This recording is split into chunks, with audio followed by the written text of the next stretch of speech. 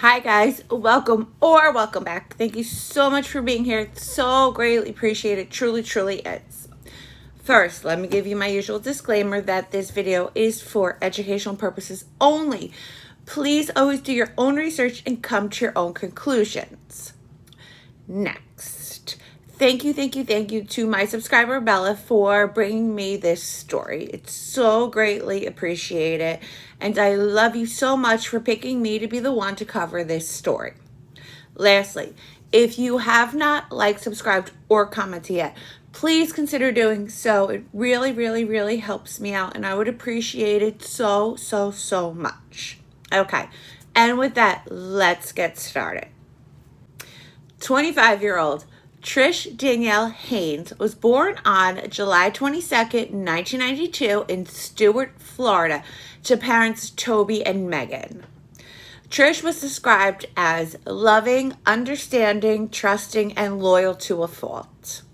She was outgoing, kind, creative, and family-oriented. She loved animals and was very into fashion. And she was always dressed to the nines. At the time of her death, Trish was working at the Villages of Loon Mountain in the housekeeping department. So I looked these up and they're beautiful. It is beautiful there. She was extremely close to her grandmother, Sandy. Grandma Sandy raised Trish since she was 3 years old. In 2015, the then 22-year-old Trish decided to move out of Grandma Sandy's home in Stuart, Florida, and move to North Woodstock, New Hampshire, to live with her new boyfriend, Chris. North Woodstock is set in the White Mountains, and it's geared towards outdoor activities like hiking and skiing, outdoor shopping in the town center, River Gorge, Boulder Caves, and is most famously known for its ice castle displays in the winter. It looks absolutely beautiful. I also looked that up, and I'm slightly jealous that I don't live there because it is stunning. It is stunning there. So Trish moves there to be with her new boyfriend, Chris, who just got released from prison, and the couple end up getting jobs together at a local restaurant. But Chris and Trish's fairy tale romance didn't last very long. There was a lot of DV in the relationship, and the owners of the restaurant that the couple worked at began noticing bruises on Trish's arms. One time, he even forced Trish to shave her head. Okay, just to catch up to speed. They met in 2014, and then she moved there in 2015. And then they would date on and off for the 3 years that they were together. I would assume that Trish had had enough and walked away, and he would constantly pull her back in over and over again. It's just only because that's the vicious cycle that DV relationships are, and not because it's said anywhere. That's my personal opinion, and I'm probably right. Finally, in June of 2017, Trish had had enough, and she went to the police station to file a complaint against Chris. Police filed DV charges against Chris immediately. When Chris found out how serious the charges against him were and the consequences that he would be facing, he begged her to drop the charges, and he apologized profusely. Detectives wanted Trish to testify against Chris because they wanted him locked back up, but Trish decided to drop the charges. The two broke up. They went their separate ways, and Chris actually ended up seeing somebody new. Okay. This is the part that gets me, like really gets me. I don't understand it at all. Okay. So the detectives are pissed off that Trish dropped the charges against Chris. and they end up pursuing misdemeanor criminal charges against Trish for filing a false report. She didn't file a false report. She dropped the charges. So I know that DV victims drop charges all the time. And I have never heard of this happening. I don't know if anybody else has, but DV victims always drop charges for fear, out of fear and out of manipulation. So the fact that they pressed charges against her, they arrested her and everything. I don't understand that, and I would venture to say that rarely happens. But if you've ever heard of that, can you let me know in the comments below? And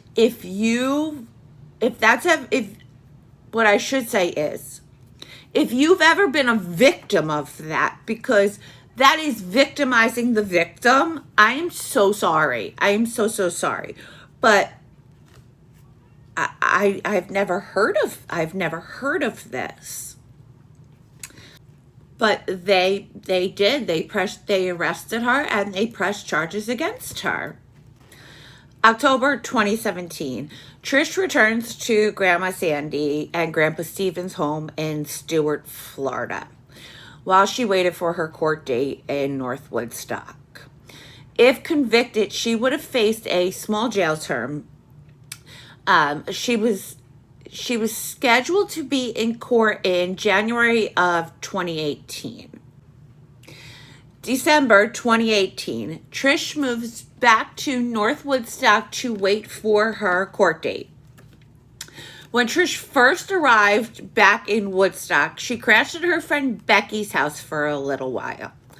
But it said that Trish wasn't super happy there, and it had nothing to do with Becky.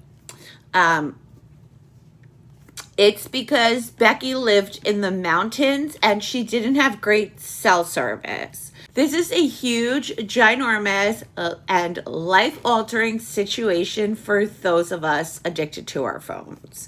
And Trish happened to be somebody that was addicted to her phone. Plus, Becky worked full-time and Trish was basically stuck in the mountains with no car, no job, no cell service, and living off of her disability checks. Trish ends up meeting back up with a girl named Ashley Smith that she's known since middle school.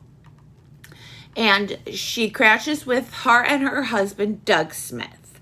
Trish's friends and family were taken back by this because in middle school, Ashley used to bully Trish. But when her family questioned her about it, she said that, she's grown up since then, she's matured since then, and of course that can absolutely happen.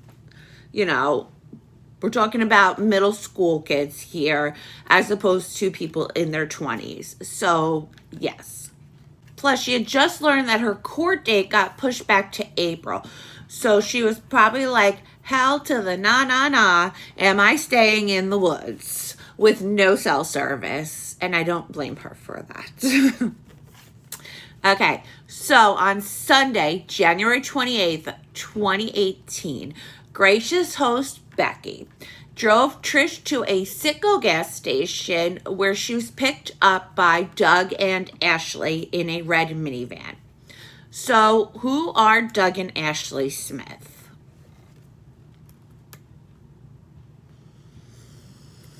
Okay, who are Doug and Ashley Smith? Doug and Ashley Smith are garbage, in my opinion. But Doug and Ashley Smith live in Grafton, New Hampshire, which is in the same region as Becky's home and still remote. They're renting their home from an out-of-state landlord that has a large acreage of property and is about an hour's drive to the nearest city.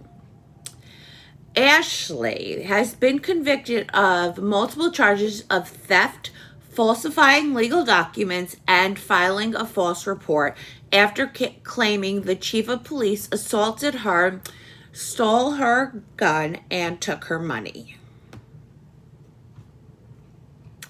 She had 5 children at the time that Trish went to live with her, and she was pregnant with her 6th.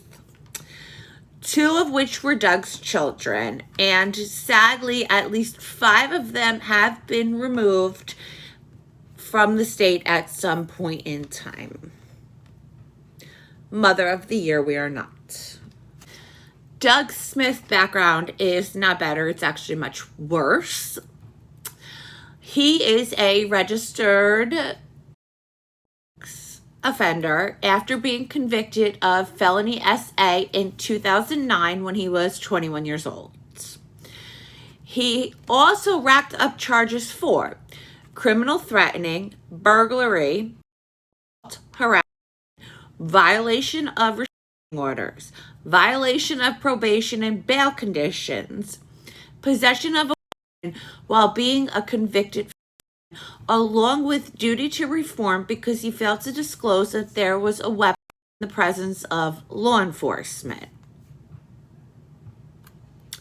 We aren't done yet. If you can imagine, we aren't done yet. He has a permanent restriction placed against him. His license was suspended after multiple driving violations. And in August of 2019, it is alleged that he fired at a moving vehicle.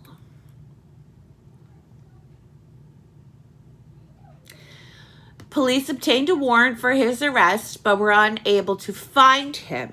So he remained at large until he finally decided to turn himself in on September 5th, 2019.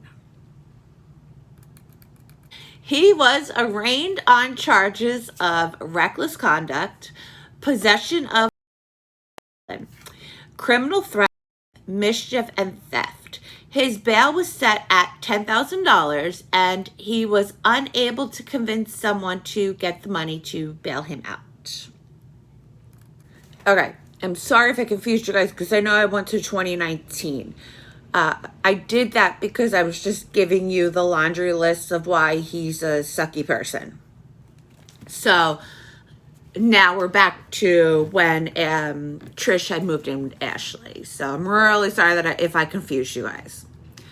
So not long after Trish moves in with Ashley, her phone starts going on the fritz. So she was only able to talk to Grandma Sandy on Ashley's phone, and as time went on, the conversations with Trish and Grandma Ashley began to dwindle. Like, she didn't talk to her as much, which was very strange for her because she was really, really close to Grandma Sandy.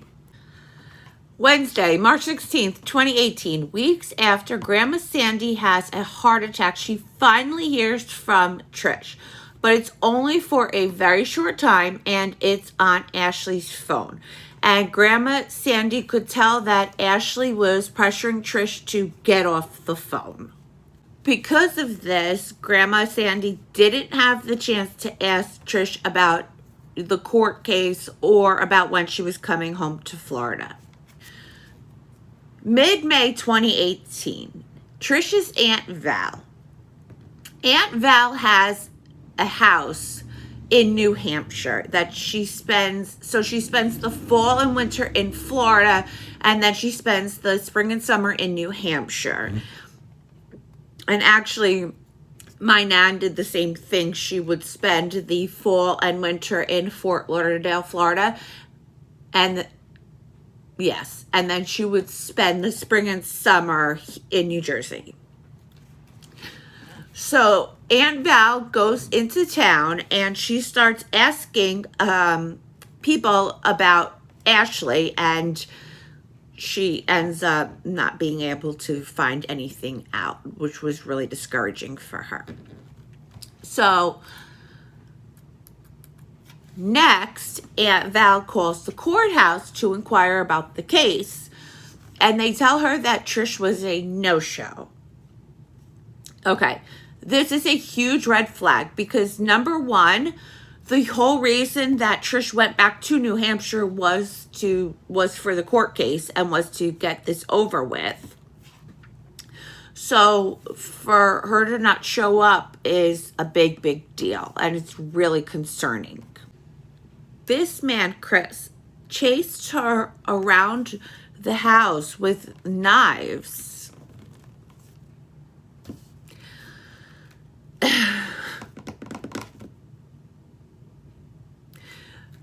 Chris chased her around the house with knives, and that was the first report she's done in 3 years.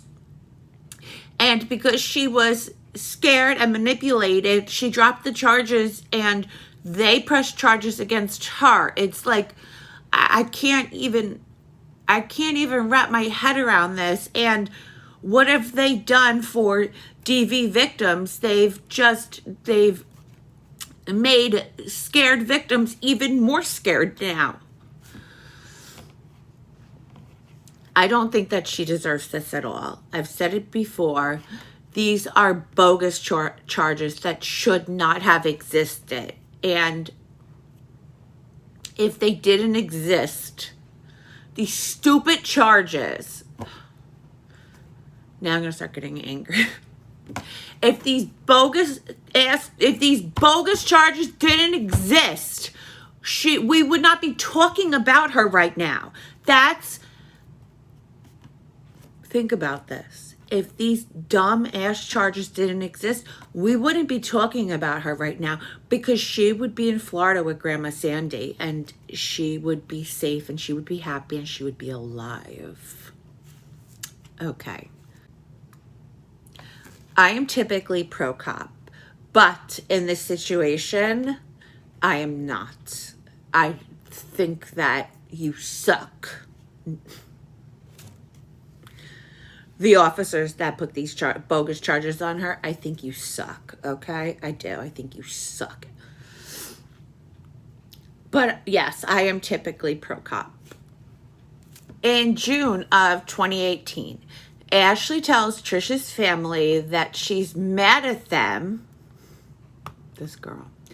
She tells Trish's family that she's mad at them and that she doesn't want to talk to them anymore.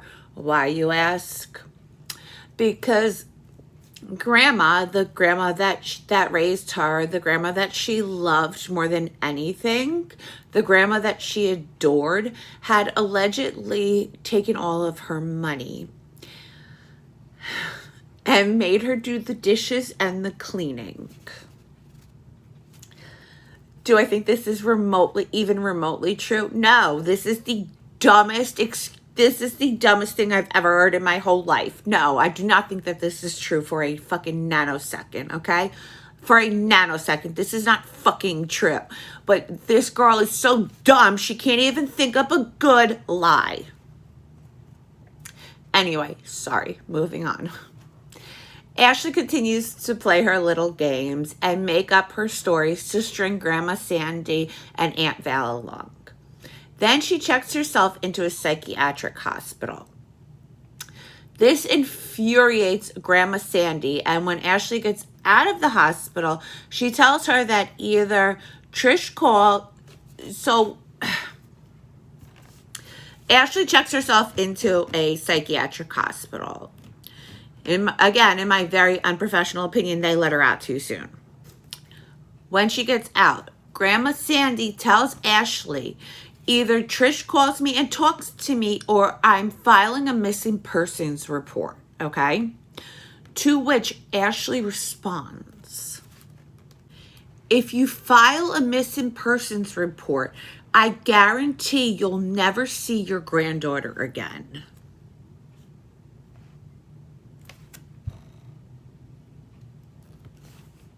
Really? So Grandma Sandy says, I'm filing a missing persons report. I mean, bravo to Grandma Sandy for putting Ashley in her place. I don't know. Maybe you should have just done it and not told her that. Personally, I think that Trish was at this point anyway, but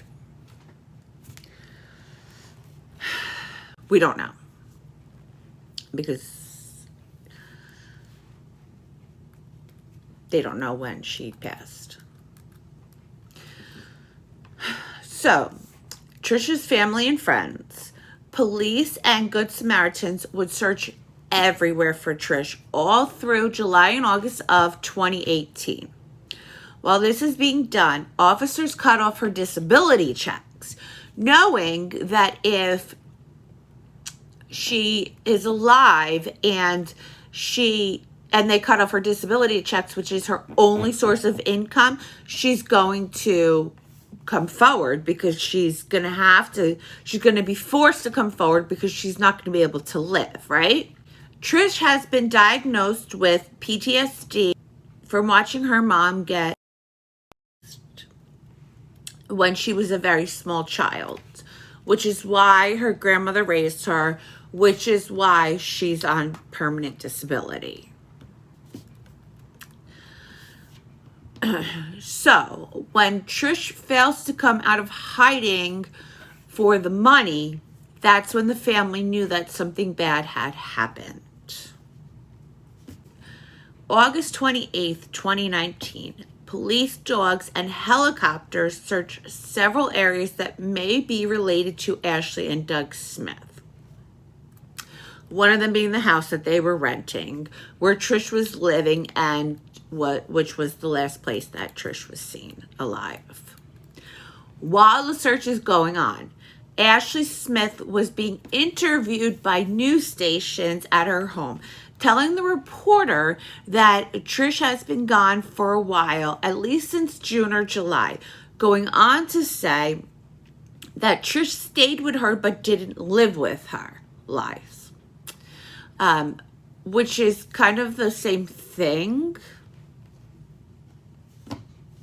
Again, not the sharpest tool in the shed, not the brightest crayon in the box.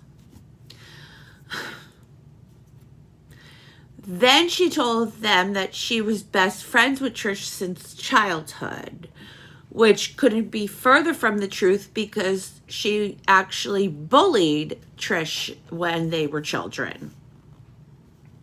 So there's that. They won't even confirm if they suspect foul play. But check out their presence here. We've seen at least 20 to 30 marked vehicles, their helicopter coming and going, and the mobile command center, and it certainly speaks volumes. State police, along with Fish and Game officers and local authorities, they've been scouring all of those locations in town, in both Grafton and Danbury again today. The Attorney General's office confirms that it's connected to their search for 26-year-old Trish Haynes, who's been missing for a month and a half.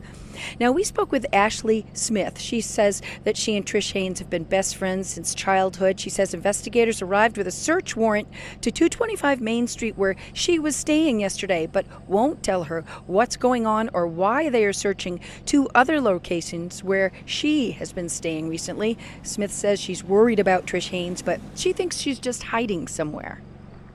Did she ever live with you? She stayed with me. She didn't live with me, but we're best friends, so obviously we spent some time together. You haven't heard from her in a while? How long has it been? It's been a while. It's been at least, I'd have to say probably July or so, June. I'm not good with dates. Now, the Attorney General's office calls this an ongoing investigation, and we expect that they'll be back here again tomorrow. Reporting live in Grafton, Jennifer Crompton, WMUR News 9. September 1st or 2nd of 2018. Police find something at the bottom of Grant's Pond, which is a small body of water in Grafton. After this, I don't, you know what? It is in my very unprofessional opinion, that the entire police department needs to be fired and all brand new people need to be hired, okay? That is my opinion. And I'm very sorry. I'm not sorry, but where are we?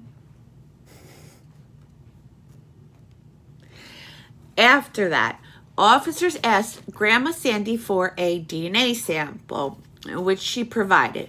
3 months later, in January of 2019, police would confirm to Grandma Sandy that what they found at the bottom of the pond was a washer and dryer. And what they found inside of the washer and dryer were the body parts of Trish. Okay, this is where it starts getting really weird again. Okay, again.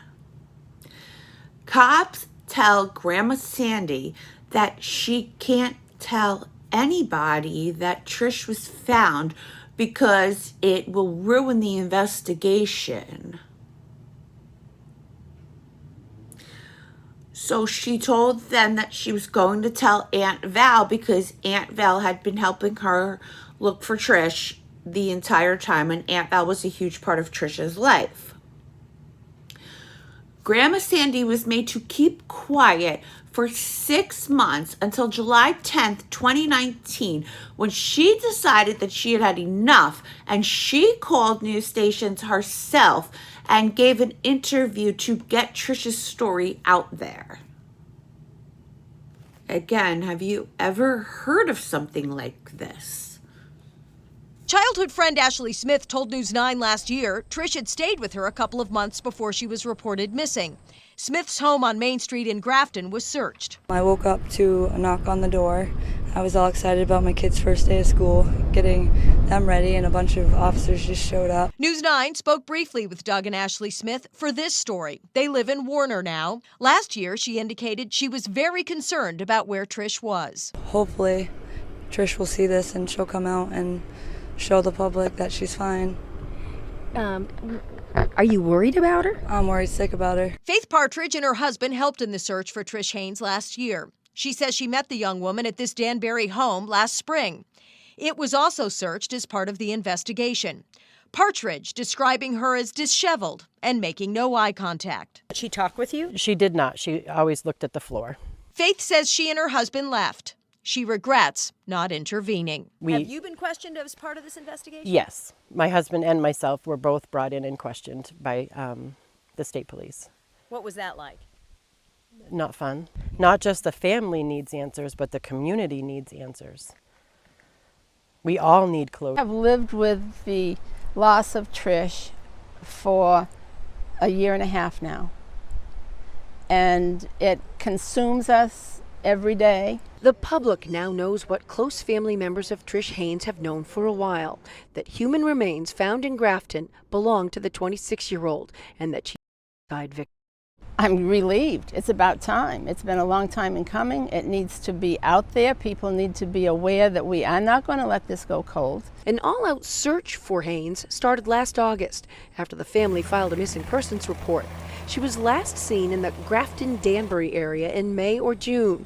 The Attorney General's office is saying very little publicly about the case, calling it an ongoing, active investigation. Trish's great-aunt, who describes them as very close, says while she understands that investigations are difficult, she is frustrated that family doesn't know more about what's happening. Our victim witness advocate and our office has been in touch all along with the direct family members in this case and kept them apprised of all the significant events in the case, as well as sharing information with them that we normally would not share with the public. I think the investigators know who did this, how they did it, and why they did it, and they need to sum it up and get these people answering for their crimes. Investigators are still asking anyone who may have seen Trish Haynes around the time of her disappearance to contact them and not to assume they already have the information. Okay. Again, I could be wrong, and this can all be things that are done, but I have never ever heard of these things being done. Ever. I mean, pressing charges on Trish for dropping the DV charges, which is the reason that she was there, which is the reason that she's no longer alive, then telling them that they're not allowed to say that Trish was found. And 6 months later, Grandma Sandy says, you know what, fuck you, I've had enough, I'm sick of your shit, and I'm going to call a news station myself and get Trish's story out there. Like, have you ever heard of something like this? This is crazy to me. That same day, a press conference was held to let people know that the remains found were indeed Trish Haynes, who has been missing for over a year, with the estimated death being on or about May 18th, 2018, which is about a month and a half before she was reported missing, which was also when Ashley was giving the family the runaround and telling her all these stories. One woman filed a report with police after Trish went missing, telling them that she witnessed Doug and Ashley Trish, okay? Another woman spoke with police after Trish's remains were found, telling them that when she met Trish at their home, she looked disheveled and she avoided making any eye contact with this woman. A third woman spoke to police, claiming that she witnessed Trish being by Doug and being forced to clean the house and take care of the kids.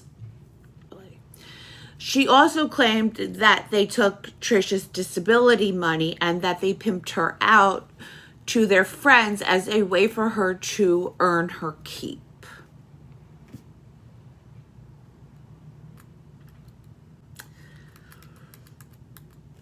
It is also alleged by witnesses that Ashley would lash out at Trish, accusing her of trying to sleep with Doug.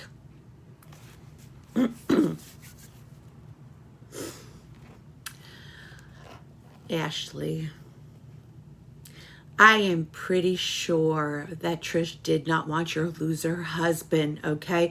I'm actually pretty sure that you're the only person that wants your loser husband. Ashley was trying to better herself, and your husband doesn't fall into that category. So I could promise you that she didn't want your husband. I don't even know her. I've never met her, but I can tell you she didn't want your husband. You're the only person that wants your husband, in my opinion. Trish was claustrophobic, and to be cruel, Ashley would force her to get into a huge, non-working freezer and leave her in there. It has been alleged by one of Ashley's friends that one day she locked Trish in the freezer and left her in there all day long. When Doug and Ashley came home several hours later, they found that Trish had suffocated to death inside the freezer. The same friend that alleges that this is how Trish met her end also claims that she was helping Ashley clean her basement to make it more of like a playroom for the children. She wanted to get rid of a working washer and dryer and a non-working freezer, okay? When her friend was helping her, she noticed dark hairs inside of the freezer. When she questioned Ashley about it, Ashley told her that it was from some animals that Doug had hunted. And then the freezer was never seen again. But this is where it gets really disturbing, okay? Which is so crazy to say because it's been so disturbing like up till now, but it gets even worse. In October of 2019, someone sent a very strong message to those cooperating with police. On the same exact night, two of Ashley's friends, okay, the friends that I just told you, all the stories that they told police, had their cars set on fire. Was this a message to stop talking to the cops? I'd say so. And we know it wasn't Trish's family that did this, right? So it doesn't take Inspector Gadget to figure this one out, and that's all I'm saying. We don't need Inspector Gadget for this. December 2019, Doug was charged with more crimes. Tampering with public records and voter fraud after voting in Grafton and Danbury. He failed to register as a offender not once but twice. January 2020, while still out on bail, Doug violently R-worded a woman. Obviously realizing they've made a terrible mistake letting him out on bail, the U.S. Marshals and New Hampshire Fugitive Task Force both helped police find Doug. They would finally catch up with him on June 9th at a friend's home in Vermont. He was going under the name Robert. When police spotted a woman and a newborn baby in the home, Doug said it was his sister and her baby. It wasn't.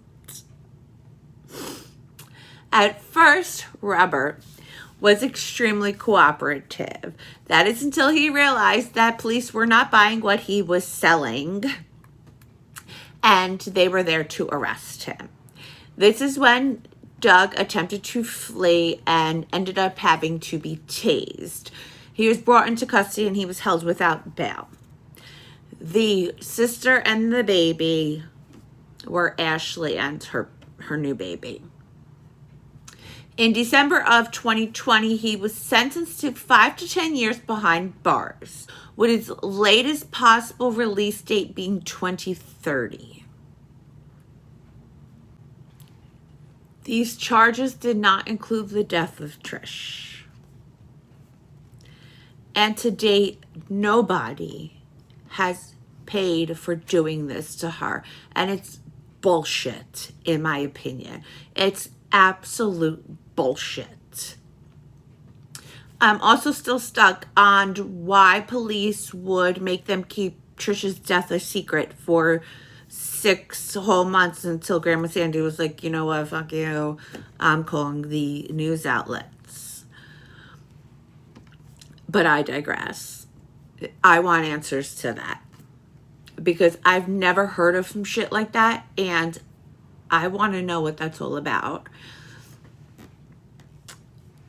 And I want to know the reasoning behind it.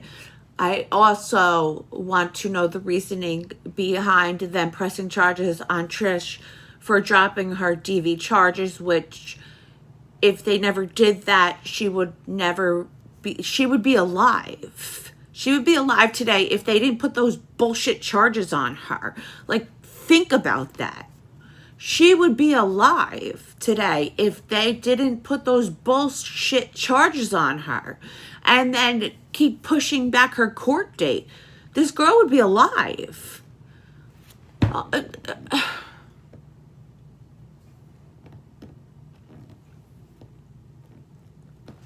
It is in my very unprofessional opinion that New Hampshire needs to fire everybody and start fresh, because these people suck. They suck.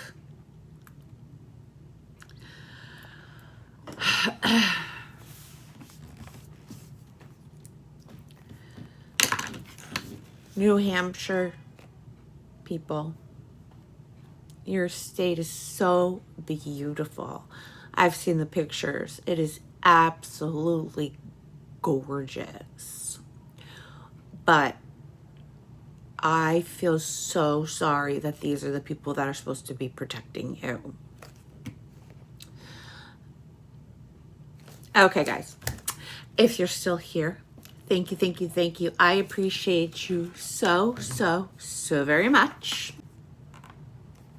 Thank you to my subscriber, Jamie, who suggested that you guys ask me questions and I answer them for you. And I said, oh my God, of course I would do something like that. Thank you for caring enough to want to know about me. So leave me questions. I guess you can leave them in the comments. You can always email me, harding527@yahoo.com. However you guys want to do it. As soon as I feel like I have a decent amount of questions, I'll absolutely do the video. I'm so excited to do it for you guys, and I'm so honored that, you know, you guys care enough to even ask questions. So there's that. Okay, next. If you have credible information or tips regarding this case, please, please, please help this family out and help put these monsters that did it away. You can stay anonymous. I'm going to give you the number. 603-223-4381. There is also a Justice for Trish Facebook page, so go show support over there if you would like to. Lastly, a huge thank you to my subscriber Bella for bringing me this case. Thank you, thank you, thank you. I really, really pray this family gets closure. If you guys have any suggestions, please email me, harding527@yahoo.com. Again, as long as the information is available to me, I'm really, really good about covering your cases. Please like, subscribe, and comment if you haven't yet. It would mean so very much to me. And until next time, stay safe out there. I love you all, and I will see you.